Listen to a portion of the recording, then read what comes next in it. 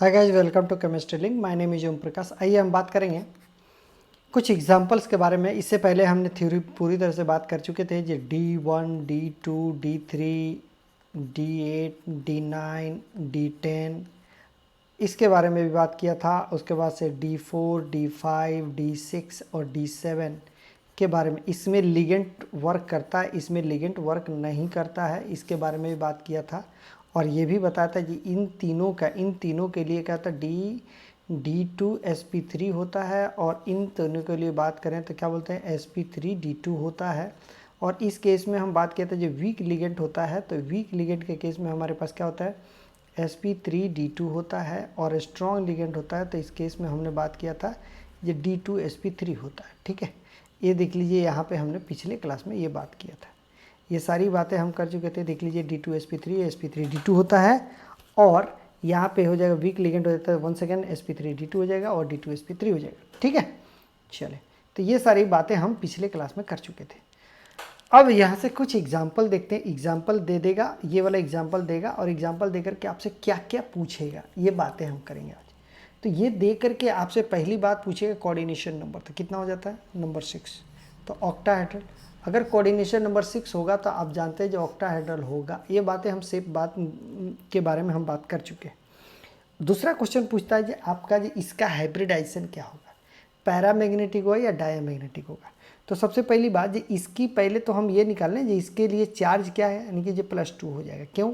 क्योंकि जो इसको निकालेंगे तो ये क्या हो जाता है, 4 × +1 और plus x plus 6 × -1 and that is equal to 0। 0 हो जाएगा टोटल ओवरऑल कंपाउंड के ऊपर 0। तो यहाँ पे जब निकालेंगे तो आपको क्या, x इक्वल टू क्या हो जाएगा, +2 हो जाएगा। ठीक है, तो x इक्वल टू +2 यानी कि x के यानी कि Fe के ऊपर +2 चार्ज है। जब +2 चार्ज है तो हमारे पास ये 2 रहता है। कब? जब Fe का कंडीशन होता है तब। लेकिन यहाँ से 2 इलेक्ट्रॉन को बाहर करते 0 हो जाएगा, क्योंकि ये +2 चार्ज है तो 2 इलेक्ट्रॉन आउटर मोस्ट ऑर्बिट से इलेक्ट्रॉन निकलता है, तो ये बाहर कर दिया 2 इलेक्ट्रॉन, यानी कि ये हमारे पास क्या मिल गया, 3d6 मिल गया। ठीक है, ठीक है। क्लोरीन जो होता है, हमने बताया था, ये hydrogen group as well as oxygen, and oxygen is a weak ligand बोलते हैं। ऑक्सीजन डोनर और सल्फर डोनर एटम जो होता है, और हाइड्रोजन ग्रुप का कोई भी डोनर बोले तो Cl हो, Fe हो, इस टाइप से जो भी है, Cl हो, Fe नहीं, Cl हो, Br हो, I हो, फ्लोरीन माइनस हो, इस तरह से। तो हमारे पास क्या मिला, Cl- दी जाता वीक लिगेंड हो गया। अब यहाँ पे जब आपने ये बनाया तो आप क्या देखा जी, वीक लिगेंड है, क्या ये पेयरिंग करा पाएगा, नहीं। हमने बार बार ये लिखते, अब ये चीज़ें लिखने की ज़रूरत नहीं, आपको यहीं से लिखना चाहिए, ये भी लिख देंगे तो काम बन जाएगा। ठीक है, खैर आपको समझाने के लिए बता रहे हैं। जो वीक लिगेंड है तो पेयरिंग नहीं करेगा, यानी कि जो एक इलेक्ट्रॉन यहाँ, एक इलेक्ट्रॉन यहाँ, एक इलेक्ट्रॉन यहाँ, एक इलेक्ट्रॉन यहाँ, एक इलेक्ट्रॉन, 5 हो गया, और एक छठा यहाँ पे। चूँकि अगर स्ट्रांग होता तो क्या होता, ऊपर में नहीं जाता, पहले यहीं पे पेयरिंग करता, तीनों के तीनों नीचे में ही पेयरिंग कर लेता। ठीक है, तो number of electron, unpaired electron कितना, 1 2 3 4 हुआ कि नहीं हुआ जी, नंबर ऑफ अनपेयर्ड इलेक्ट्रॉन 4। ठीक है, आइए अब बात करते हैं म्यू इक्वल टू क्या होता है, n × n+2 होता है, and these are the unpaired electron, number of unpaired electron, तो 4 4 2 कर दे तो 24 Bm। तो आपके पास ये भी पूछ सकता है क्या, ये वाला जो मैग्नेटिक मोमेंट कितना होता है, तो magnetic moment equal to n × n+2 होता है, तो ये वाला √24 Bm होता है, बोर मैग्नेटोन। ठीक है, ओके। अब अनपेयर्ड इलेक्ट्रॉन है यहाँ पे, तो these are the paramagnetic. Hybridisation की बात करें तो हाइब्रिडाइजेशन के क्या करेंगे, तो अब आपके पास ये डी फुलफिल है ना, ये डी फुलफिल है, तो यहाँ पे हमारे पास क्या बनेगा, अब डी है तो यहाँ पे क्या होता है, 4s खाली है, 4s खाली है, 4p खाली है, 4d खाली है, ऐसा ही है तो ना, 4d खाली है। तो आप क्या कहेंगे, यहाँ पे सब, एक सेकेंड Fe के लिए बात करें, ये देखो ये वाला खाली है, ये वाला खाली है, ये वाला खाली है। ठीक है, ये डी अब नहीं ले सकते, तो हम क्या लेंगे, इन तीनों में से लेंगे, और यहाँ से दो ऑर्बिटल यहाँ से लेंगे, तो हम कहेंगे जी क्या, sp3d2 लेंगे, क्योंकि इसमें का 2 लेंगे, इसमें का तीनों ले लेंगे, इसमें का 1 लेंगे, क्योंकि 1 होता ही है, तो ये sp3d2, यानी कि sp3d2 हो गया। इसी को बोलता है आउटर डी कॉम्प्लेक्स। क्यों? क्योंकि ये वाला इनर डी को नहीं लिया, क्यों, यहाँ की वीक है इसीलिए, अगर स्ट्रांग होता तो लेता, तो यानी कि आउटर डी कॉम्प्लेक्स बोलते हैं, जिसको बोलते हैं high spin complex. High spin complex क्यों बोलते हैं, अब देखिए, अगर ये होता तो ये पेयरिंग कर देता, ये होता तो ये पेयरिंग कर देता, तो जब स्ट्रॉन्ग लिगेंड होता तो पेयरिंग कर देता, इसका मतलब क्या हुआ, +-1/2 +-1/2 +-1/2, तो ये सब मिलकर के जीरो हो जाता है ना दोनों के लिए, एक का प्लस एक का माइनस जीरो, एक का प्लस एक माइनस जीरो, एक का प्लस एक माइनस जीरो, इसमें है नहीं। अब हाई स्पिन उसको बोलते हैं जब ये देखिए ये जीरो हुआ लेकिन यहाँ पे plus half plus half plus half plus half, यानी कि जो टोटल मिलाकर क्या हो गया 2 हो गया +2 हो गया ना, तो इसी को बोलते हैं क्या हाई स्पिन कॉम्प्लेक्स। ठीक है, यानी कि ज़्यादा से ज़्यादा नंबर आएगा तो उसको हाई स्पिन। सेकंड एग्जांपल में देखिए 1 सेकेंड यहाँ पे है, कोऑर्डिनेशन नंबर पूछेगा तो 6 हो जाएगा। अब मैं थोड़ा फास्ट चलूँगा, ठीक है, तो Fe+2 के लिए निकालेंगे तो ऐसे हो जाएगा, ये वाला सिचुएशन आएगा, स्ट्रॉन्ग लिगेंड दिया हुआ है, स्ट्रॉन्ग लिगेंड, तो क्या करेगा ऊपर जाएगा क्या, नहीं, ये कौन सा होगा ऑर्बिटल, क्योंकि जो हाई एनर्जी होता है तो क्या होता है dx² - y² हो जाए dz², मैंने लिखाया था मैंने पिछले क्लास में, अगर नई वीडियो देखे तो प्लीज़ आप देखिए, और यहाँ पे हो जाएगा क्योंकि इन दोनों के बीच का डिफरेंस ज़्यादा हो जाता है, तो unpaired electron zero, diamagnetic mu का वैल्यू जीरो, क्योंकि ये म्यू का वैल्यू जीरो का मतलब क्या हुआ n × n+2 हो जाता है, जब ये जीरो हो जाता है टोटल जीरो हो जाएगा, कोऑर्डिनेशन नंबर 6 हो जाएगा। और इसी के लिए यहाँ पे d ऑर्बिटल खाली है, किसका d ऑर्बिटल खाली होगा, इसमें का ये d ऑर्बिटल खाली होगा, यहाँ देखो ऐसे दिया हुआ ना, तो यहाँ ऐसे यहाँ ऐसे यहाँ ऐसे, ये दोनों खाली होगा तो ये D2 इसको बना लेगा, ठीक है, और sp3 यानी कि D2sp3 हो जाएगा। इसी को बोलते हैं inner D complex, that is called low spin, क्योंकि ये भी जीरो और ये भी जीरो, यानी कि ये पेयरिंग होना है तो उसको लो स्पिन, नहीं पेयरिंग होना है तो उसको हाई स्पिन बोलते हैं, हाई स्पिन कॉम्प्लेक्स बोलते हैं। ठीक है, ठीक है, ओके।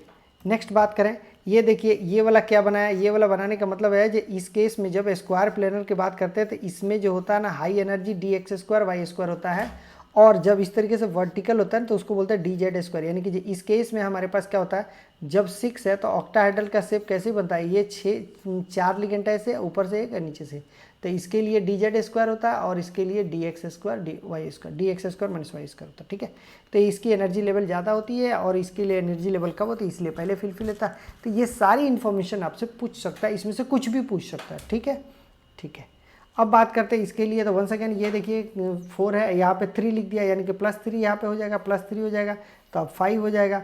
तो कोऑर्डिनेशन नंबर स्ट्रॉन्ग लिगेंड है तो कोऑर्डिनेशन नंबर 6 हो जाएगा, क्योंकि 6 लिखा हुआ है।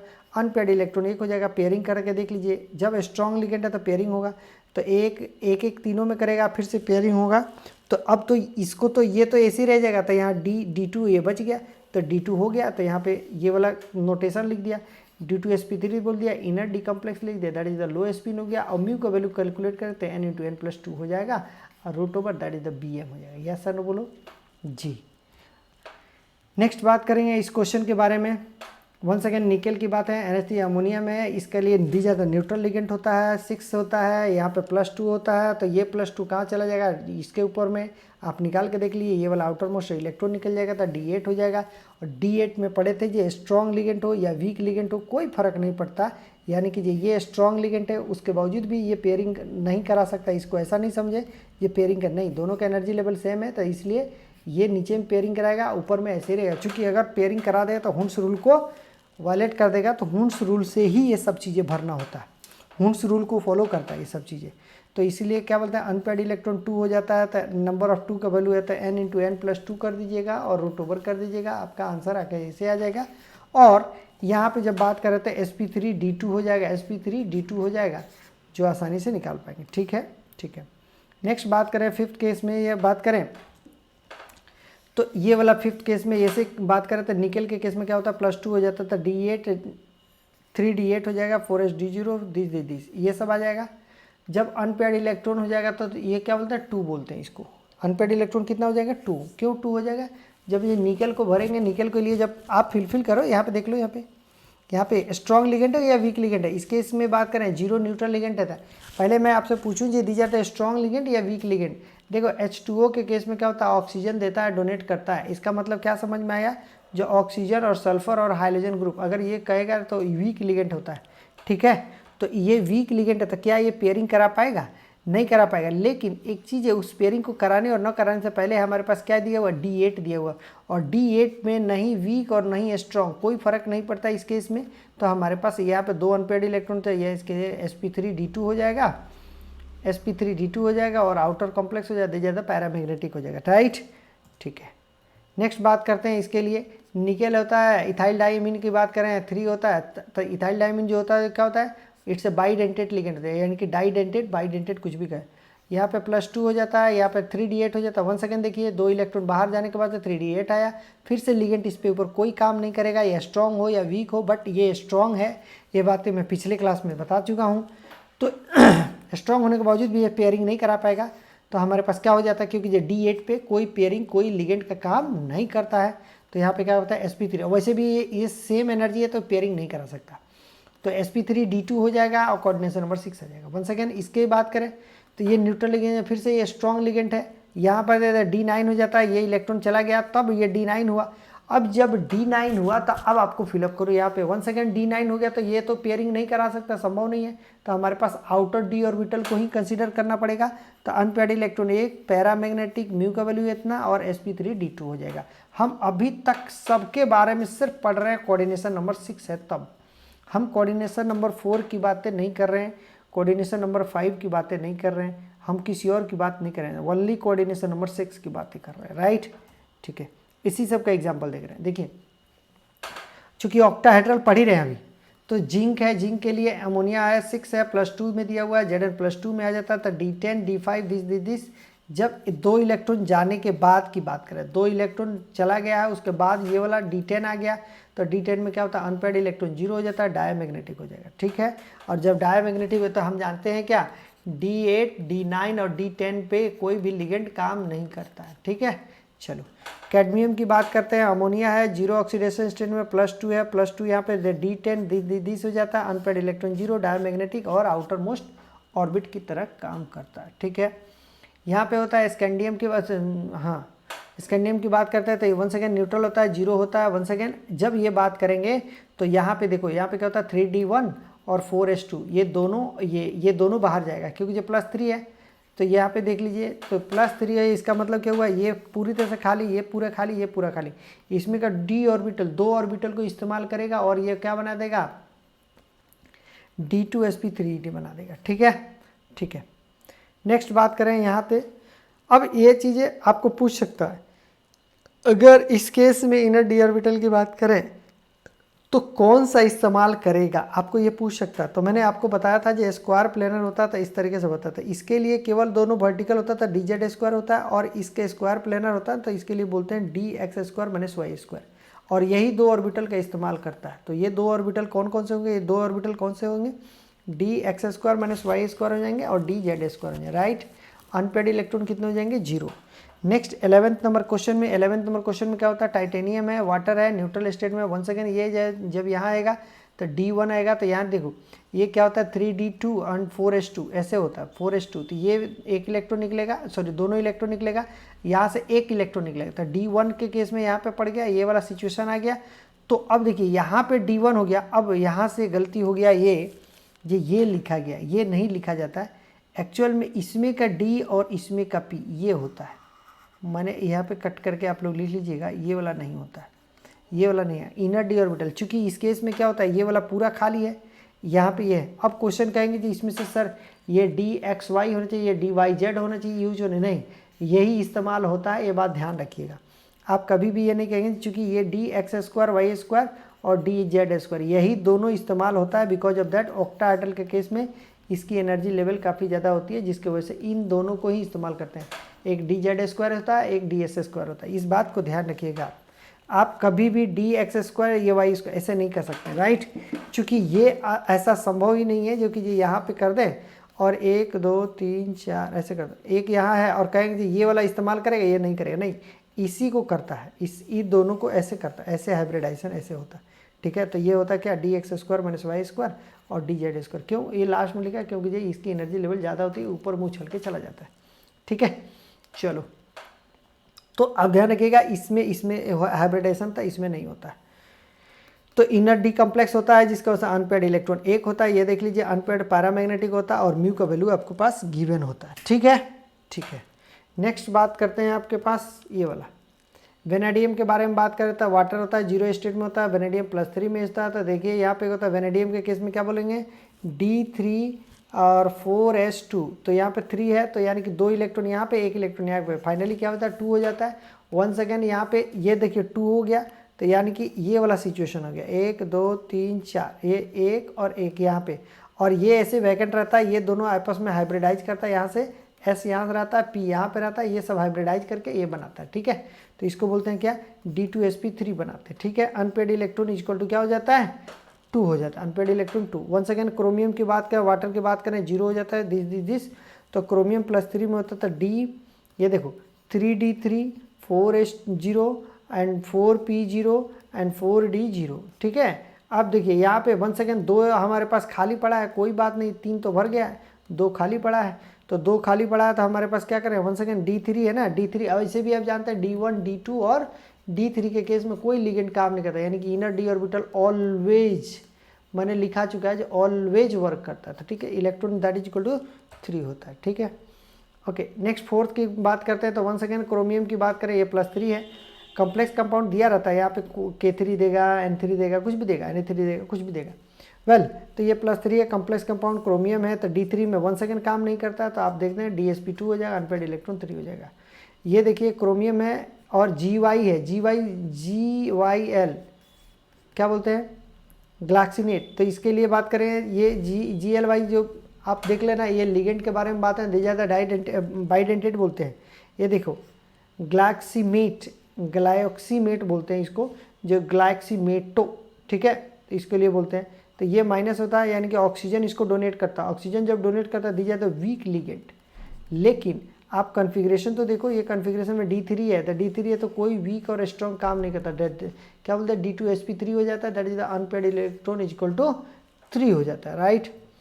नेक्स्ट बात करें क्रोमियम के केस में, क्रोमियम में CO6 में आ जाता है, तो क्रोमियम कोऑर्डिनेशन नंबर 6 आ जाता है, कोऑर्डिनेशन नंबर 6 हो जाएगा, तो ये 0 होता है, ये भी 0 हो जाता है। वन सेकेंड यहाँ पे जब बात करेंगे तो कोऑर्डिनेशन देखो, तो D5 और 3d5 और 4s1 दी जाते हैं एक्सेप्शन केस। आप ऐसा नहीं कर देना ये 3d4 और 4s2 कर देना, नहीं, ये एक्सेप्शन केस होता है।